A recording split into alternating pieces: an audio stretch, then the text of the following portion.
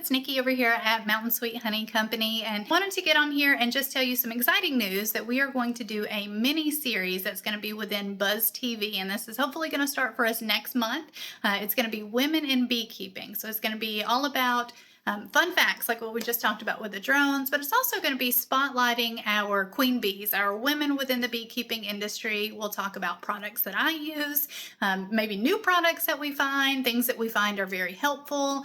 Any questions that you might have, I'd love to answer those for you. If you're a woman that's in beekeeping currently and you just want a different perspective, or maybe you are looking at getting into beekeeping for the first time, and as a female, maybe you're just not sure what's the best option for you or where to start, where to look, what to do. I would really love to be able to kind of be that resource for you. So if you have questions or you have information that you would love to see us put in this segment, if you would email that over to me, you can send that to Nikki, spelled Nikki, at mountainsweethoney.com.